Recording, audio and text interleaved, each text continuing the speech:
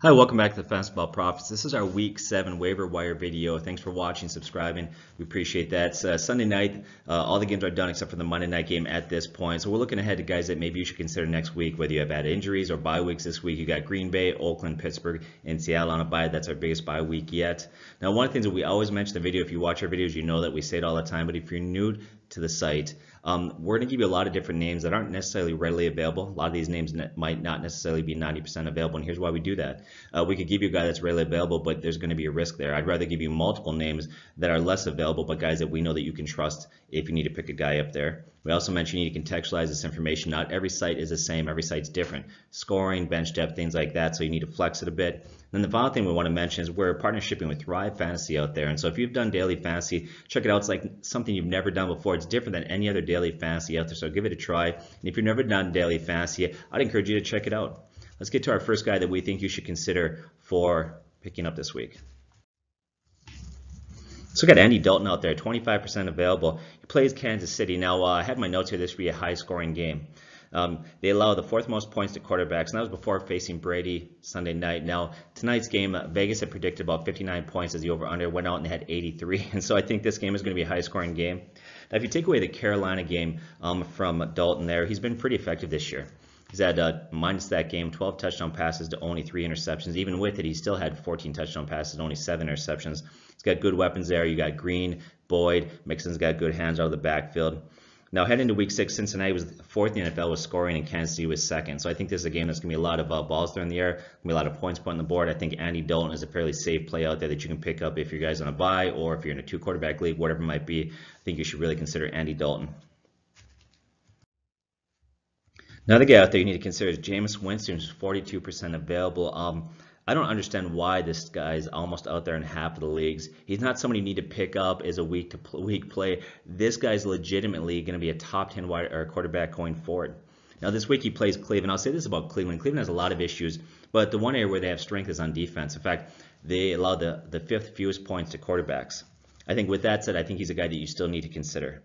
I think somebody that you need to start. Now, this week I started him in 3 fantasy leagues I'm in, and all my daily fantasy things, and he didn't disappoint me. Went out to 395 passing yards, 4 touchdown passes, and he did have 2 interceptions. You're going to get that from time to time with him, especially when they fall behind and have to press the ball downfield. He added to that 27 rushing yards. What makes him a good quarterback is he's got talent, but he plays in a perfect situation there. That Tampa Bay defense is the worst defense in the NFL. So they fall behind. They have to throw the ball a lot. He also has very good weapons there. You've got Evans, Jackson, Godwin, Brait, and now we got O.J. Howard back, who's a very talented tight end who was injured, had a sprained MCL, came back earlier than a lot of people expected. In fact, it shocked a lot of people out there that he played this week. Games like today, those numbers that he put up are common. I think he's a guy that's not just a good streaming option from week to week. I think he's going to be top 10 in scoring moving forward as far as quarterbacks go. You need to look at Jameis Winston. He's a great play out there. Another guy you need to consider is Baker Mayfield, 57% available out there. Now, I typically stay away from rookie quarterbacks. I don't trust them. We did a video right after the draft, kind of broke it down, talked about why it's hard to trust rookie quarterbacks and why they struggle in the NFL. But he's playing the Tampa Bay Buccaneers defense that we had just mentioned is the worst defense in the NFL. They give up the most points to quarterbacks. Now, he's had some rookie struggles, but of all the rookie quarterbacks out there, I think he's looked the best so far. I think he's got the most promise. And I think this week he's a great stream, or if you do daily fantasy, he's a guy that you could pick up for very cheap. And so you should look at Baker Mayfield out there playing Tampa Bay. Talk about a few other quarterbacks. Somebody that you might consider this week, and I'd probably tell you not to go this route, and that's Blake Bortles. 58% available out there. Now, he's playing Houston. If you go back to last year and this year, beginning this year, that Houston defense wasn't very good. But the defense is starting to play better. They're starting to get pressure on the quarterback. Now you add the fact that they're playing better on defense, getting pressure on the quarterback, and you add Blake Bortles' propensity for turnovers and just generally bad quarterback play, I think there's a lot of risk there. So I'd probably stay away. Now, just talking about Blake Bortles, a lot of you last year and even this summer that you weren't in agreement. You were upset that we said Blake Bortles is not a good quarterback. We didn't have him ranked very high. I think it's just time to admit that, yeah, he will occasionally have a good game, but this guy is simply not a good quarterback in the NFL, and so I would stay away from Blake Bortles. Guy that I think you can trust out there this week is Joe Flacco. 74% available, playing New Orleans. The Saints defense is 28th in the NFL, giving up 28 points per game. I think Drew Brees moves that offense, puts points on the board. It forces Joe Flacco to have to throw the ball there. I like Joe Flacco. And then another one, he's kind of on the bubble for me, whether or not I think you can trust him, and that's Eli Manning. 78% available versus Atlanta. Now, normally playing Atlanta would be a no-brainer. I'd say automatically start this guy. But Eli has struggled. He hasn't played well. He's been very inconsistent. But you look at that Falcons defense. In the last 4 games, they're allowing 37.5 points per game. The Falcons give the 4th most points to quarterbacks. The 4th most they give up to quarterbacks. And that number should actually even be worse. They probably should be last in the NFL. But in week 1, they played Nick Foles. Nick Foles only scored 7 points in that game, 7 fantasy points. And so you take that out of there, they're probably the worst defense in the NFL in terms of points to quarterbacks. So I think you can trust Eli Manning this week, but I would say to keep your expectations low, and if there's a safer option out there, to go ahead and take that. Let's get to some running backs you need to consider. First one's Corey Clement, 41% available. I'm surprised he's 41% available. I believe going forward that this guy is going to lead that team in touches. He's going to be a good running back option moving forward. Now, he plays Carolina this week, and we pushed him hard last week. There was a conversation with Jay Ajayi out. Who's it going to be? Smallwood. It's going to be Corey Clement.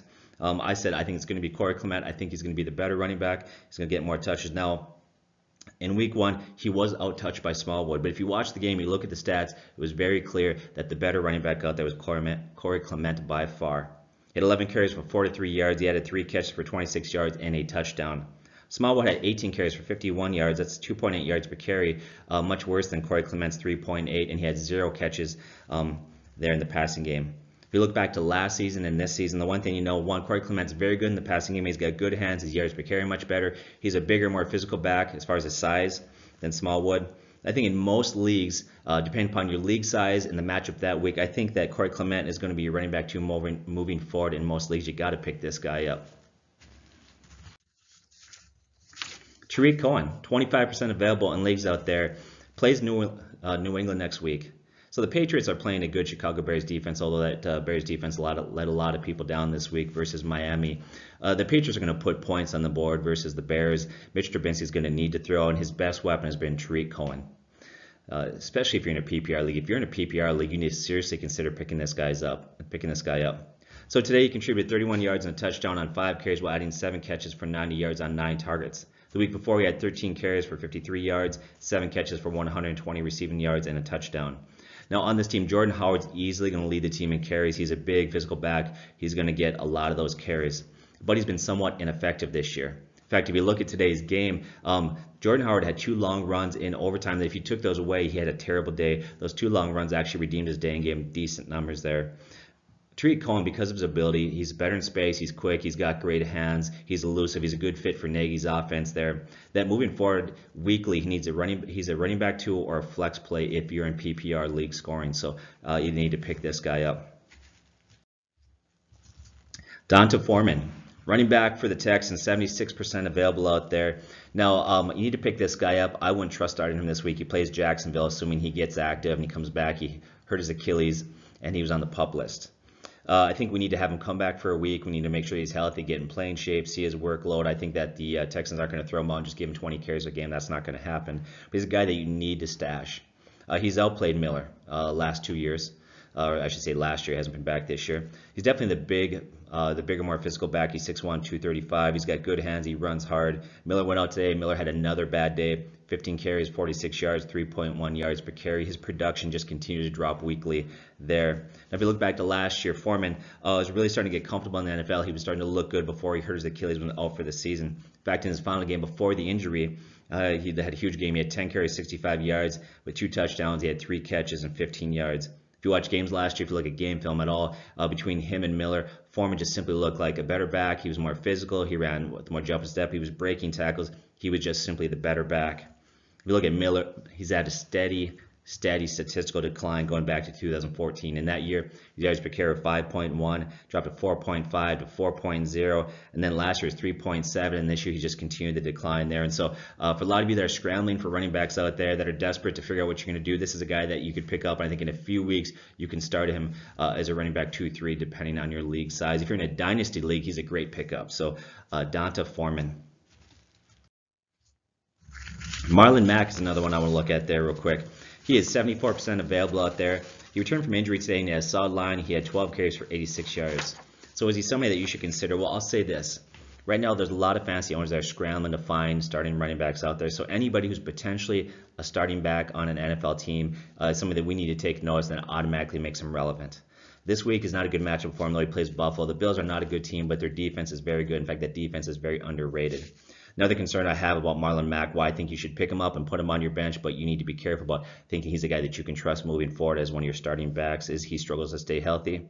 And one more final reason why I think you need to temper your expectations with him is that Colts defense is bad. Andrew Luck has been averaging 48 passing attempts per game. They fall behind a lot because they have to rely on the pass so much. That reduces carries, and it really elevates the role of a back that can catch the ball in the backfield, a guy like Nyheim Hines, who's very good in the passing game. And so I think that's going to hurt a little bit. And I think Nyheim Hines is going to lead running backs and targets there undoubtedly. But since there's no clear back that's running the ball well in this offense, the Colts are going to give Mack an opportunity to lead that team in carries. So I think you need to have him on your bench and just see how he does.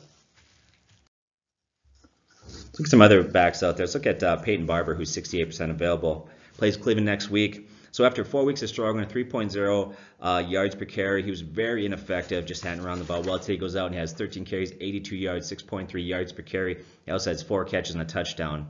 I'm going to say that was somewhat of what I would call a matchup anomaly. He was playing the Falcons to give the 3rd most points to running backs. And moving forward, I think he's going to lead the Bucs in carries, but he's going to have lower production. So don't be surprised him get 18 to 20 carries with 55 to 65 yards.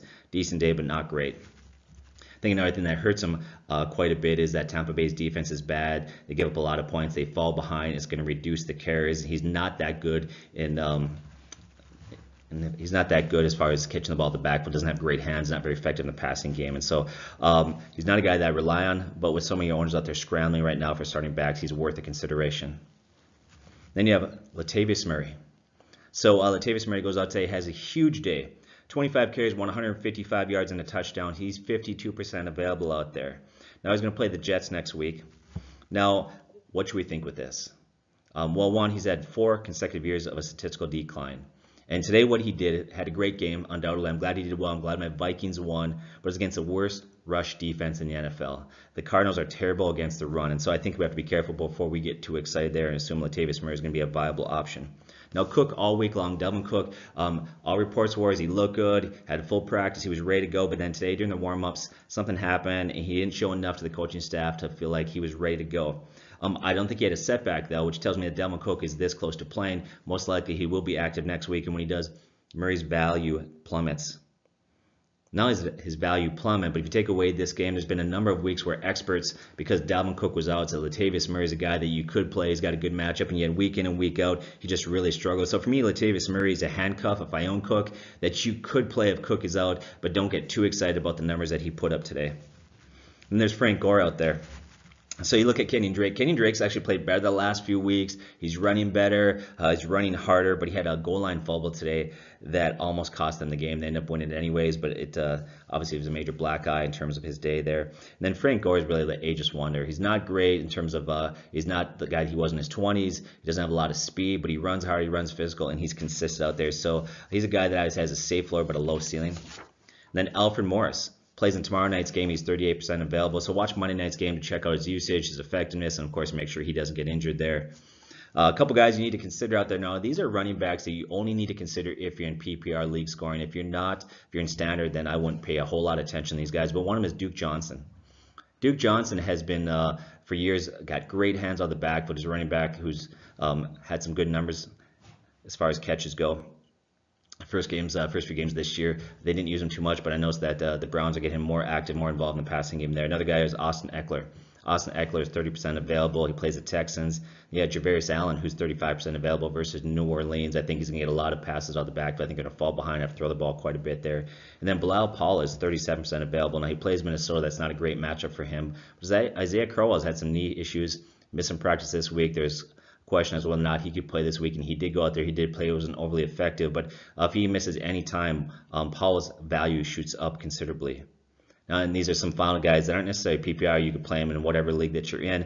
They're not widely available. I'll just throw that out there. For most of you, he's not going to be, but for about 10 to 15% of you, they are available. One is Kenyon Drake, 11% available, plays Detroit. He's actually run the ball better. He's looking more effective. He did have that fumble today. The team's not going to give up on him. He's young. He's got some skills there. He's a bench stash. You got Philip Lindsay and Royce Freeman. Lindsay is 14% available. Freeman's 18% available. They have a great matchup against Arizona. I mentioned they are the worst run defense in the NFL, and so I would start both of those guys as running back 2s this week coming up. You have Aaron Jones, 20% available out there. Just like Morris, he plays Monday night, so watch that game.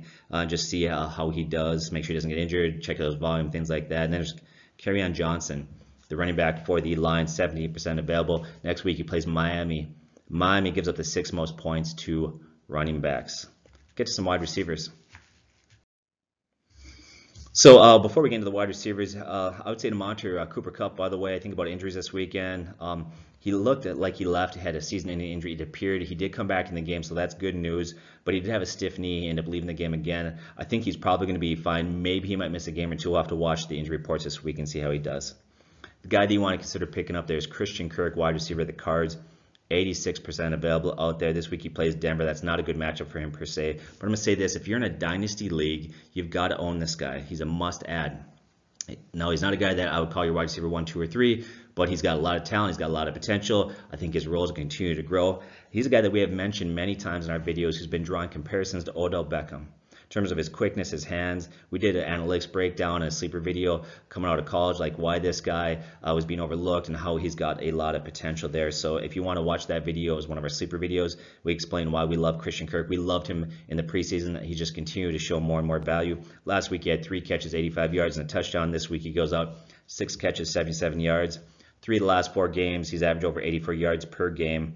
I think another thing that bodes well for him is the Cardinals are going to be playing from behind often. That's going to become normative for them. Means he should get a lot of high volume and targets. There's Taylor Gabriel. So you look at the wide receiver for the Bears.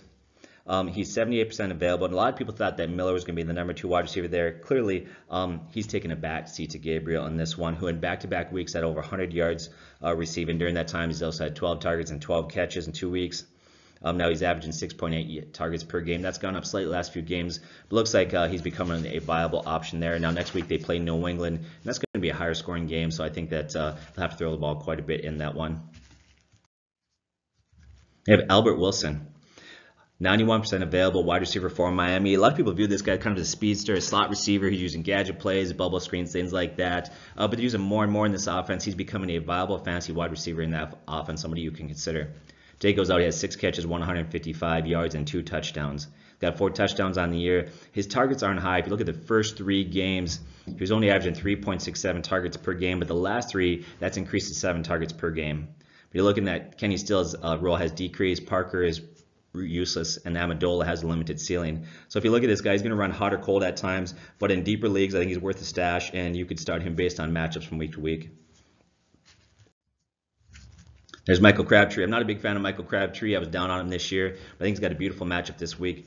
He's 26% available. He plays the New Orleans Saints in a game that I mentioned before. I think will be high scoring. Saints give up a lot of points. They also give a lot of points to wide receivers specifically. He had a nice day today, 6 catches, 93 yards, and a touchdown. He's a wide receiver that's touchdown dependent, but he has a nice matchup, so I think you need to consider picking him out there. He's 26% available in leagues. Another guy that's 26% available is Sterling Shepard. Plays Atlanta. Now, if you look in his game, Shepard in over half of his games has averaged over 75 yards per game. He's seen a good target share. That's good. It's going to be a high-scoring game. I mentioned Atlanta. They allow the 7th most points to wide receivers. Defense allowing over 37.5 points per game last 4 games. So I like Shepard in this one. Then we'll talk about some other wide receivers you should consider. Let's look at Robbie Anderson. Robbie Anderson's 45% available out there. His usage and targets are increasing slightly. Now he's playing Minnesota. I think it's a bad matchup for him. I think the Vikings could give them a hard time there. He's a very talented wide receiver that you need to stash on your bench. As Sam Darnold improves, his value is going to continue to go up. Another one out there is Chris Godwin. 56% available. He plays Cleveland today. He has another touchdown. That's 4 touchdowns in 5 games. He had 1 off game versus Chicago. You take that game out of there. The other 4 games, he's averaged 4.5 catches per game with 57 yards and a touchdown. And so I think he's very solid playing an offense that has to throw the ball a lot, that scores a lot of points, and so I like him. And then there's Tyrell Williams. A lot of people are going to consider him after a huge game. I'll tell you what I think about Tyrell Williams. He's 91% available. He had 3 catches, 118 yards, and 2 touchdowns there. But he's only averaged 3.8 targets per game. And even today, he only had 3 targets and had 3 catches on those 3 targets. And one of those touchdowns was a beautiful play on his part. I give him all the credit. Was thrown in triple coverage. Really, that sort of stat is not maintainable. Obviously, not continue having great numbers like that. Personally, I wouldn't trust this guy. If you're desperate for a wide receiver, I'd look elsewhere, make a trade, find everybody in the waiver wire. I wouldn't just trust him quite yet. Tre'Quan Smith, 95% available out there. He's a guy that I would consider in dynasty leagues and redrafts I would probably avoid. Now in the preseason, the coaches and the team really talked him up. It took a while to learn the playbook, and because he was having a hard time understanding the playbook and his assignments, certain things, his role was very decreased during the season, but it's been increasing more and more as he's starting to catch on, understand the playbook and some of the nuances of the game. As they've increased his role, his production's gone up. In fact, last game, the coaches said before the game they're going to increase his role. He goes out, has 3 catches, 111 yards, and 2 touchdowns. The one thing that hurts him at this point is Cameron Meredith has come back, and of course Ingram has come back there, and that's going to decrease his target share. Then there's Cameron Meredith. I just mentioned him. He's 91% available. He's looking really good lately. This is a guy that was slow recovering from an ACL injury. They signed him about $5 million per year, brought him in. But as they've increased his role, you can see his production's going up. His targets have increased from 4 to 5. His catches from 3 to 5. And his yards from 11 to 32 to 71. So he's getting better and better. So keep an eye on him. Cole Beasley is another one that's highly available out there. He's really Dallas's most reliable wide receiver. But I wouldn't even consider him unless you're in a PPR league that's really deep. Another guy, now these are guys I wouldn't pick up. These are guys just simply to watch, monitor, and see how they do. But there's a Damian Ratley, Browns rookie wide receiver today, had 6 catches, 82 yards. Higgins been injured. Callaway's got in the coach's doghouse. They got a good matchup coming up, so watch them. And then David Moore, wide receiver for Seattle. Went out today, got another touchdown. That's 3 touchdowns in 2 weeks. Then the final 3 guys I want to talk about are not readily available out there, but they are available for about 15 to 20% of you. And that's Tyler Boyd, who's 15% available. He plays Kansas City in a high-scoring game. He's a legitimate wide receiver, too, moving forward every week. He had 2 touchdowns today. That's 4 for the year. He's got 455 yards receiving. He's on pace for 1,213 yards for the year. And then there's John Brown. John Brown's 18% available playing New Orleans, and Devin Funchess is 20% available out there. Now, Devin's not an exciting wide receiver, but he's got a safe floor, a little bit lower ceiling, he's a guy that you can trust. He had a decent day today, 5 catches, 74 yards, and a touchdown. Let's get to some tight ends that we think you should look at. First one is Greg Olsen, 22% available out there. We said he needed to have a prove-it game. He had that. He went out, he played today. He had 4 catches, 48 yards on 7 targets. Now we need to make sure he doesn't have any setbacks this week. We'll monitor the injury reports, listen to the coach, the team, things like that. Make sure that he's all right there. But so far, so good. It looks like he is good to go coming out of that game. Now I think we can trust him going into next week. There's David Njoku, 23% available. Plays Tampa Bay coming up. That is a great matchup for him. This guy's getting better and better every week. I'm going to tell you right now that this guy's a top 10 tight end start moving forward. Today he had 7 catches, 55 yards, and a touchdown. And in the last 3 weeks, he's averaged over 50 yards. This guy has got a lot of skill, a lot of talent. Last year in the draft, some analysis, some experts said that he had the most talent of any tight end in the draft, who was just a project that just needed a little time to develop. Well, he's come along very nicely there. Evan Ingram. Evan Ingram's a very talented guy. Did well last year, even looked good this year. Had a nice game, I think 7 catches, 67 yards and a touchdown, then got injured. He practiced this week. Looks like he could probably come back now. And so we'll have to watch him there. But for about 28% of you, he's available. There's Austin Hooper. Austin Hooper is 34% available out there. He's had back-to-back good weeks. He had 9 catches, 77 yards, followed up with 9 catches, 71 yards, and a touchdown. He has talent. The one thing I do want to caution you there is the last 2 matchups he had were great. He was facing 2 defenses in the bottom 5 in the NFL as far as points allowed to tight ends. So I think those numbers are a little bit deceiving. I think he'll fall back in terms of his production there. There's O.J. Howard of the Bucks. 47% available. Was supposed to miss more time with the MCL sprain. Came back, surprised a lot of people, and played today. Had a good game. 4 catches, 62 yards, and a touchdown. He's a former first-round pick who's very talented. There's C.J. Azuma there, tight end for Cincinnati, 68% available, and Ricky Seals-Jones, another one that you could maybe consider if you're very desperate out there. Now we'll talk about some defenses that we think maybe you should consider. Some good defensive matchups. You look at the Chargers versus Tennessee out there. Chargers are 28% available. A couple things there. Chargers defense looked really good last year, ranked very high, struggled early on. Looks like the defense is starting to figure some things out. Eventually get Joey Bosa back. But on the other side of it, Tennessee and Marcus Mariota, they look terrible. That offense is brutal. Then you got Denver versus Arizona. You could defensive lineman Shepard had 3 sacks tonight. That I think they'll start to get some things brought together there. This week they play Arizona. There's 56% available out there playing Josh Rosen. I think that's a good matchup. And then you got Colts versus the Bills. They're 94% available. And then the other one that you may want to take a flyer on that's 95% available is Detroit versus Miami. So we'll see who's at quarterback, what happens there. So if you're desperate for some defensive plays, those are some. Although I think that some of these defensive plays will shift as the week goes on, and there's some injuries and things that take place there that will determine or shift in terms of some talent available out there. So those are some names that we think you should consider. If you have any questions, concerns, thoughts, feel free to put in the bottom of the video. Once again, we appreciate it. God bless and take care.